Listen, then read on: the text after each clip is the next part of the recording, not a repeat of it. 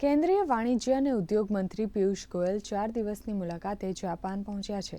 પ્રવાસ દરમિયાન તેઓ જાપાનમાં ભારતના સૌથી મોટા વ્યાપાર પ્રતિનિધિમંડળનું નેતૃત્વ કરીને ટોક્યો, નાગોયા અને ઓસાકા જશે.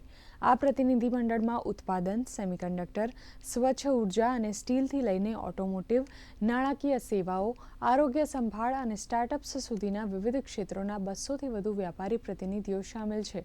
ટોક્યોમાં મંત્રી Japan federation of trade and industry સાથે ગ્રાઉન્ડ ટેબલમાં પણ ભાગ લેશે, જે 1500થી વધુ અગ્રણી જાપાની કંપનીઓનું પ્રતિનિધિત્વ કરતી ટોચની સંસ્થા છે.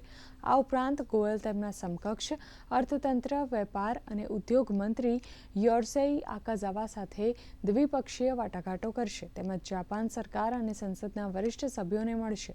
આ અંગે વાણિજ્ય અને ઉદ્યોગ મંત્રાલયે જણાવ્યું હતું કે આ મુલાકાત બંને દેશોની ખાસ વ્યૂહાત્મક અને વૈશ્વિક ભાગીદારીની મહત્વાકાંક્ષાને પ્રતિબિંબિત કરે છે અને તે એવા સમયે થઈ રહી છે જ્યારે ભારત અને જાપાન વેપાર અને રોકાણ સંબંધોને વધુ મજબૂત બનાવવા માટે પ્રયાસ કરી રહ્યા છે.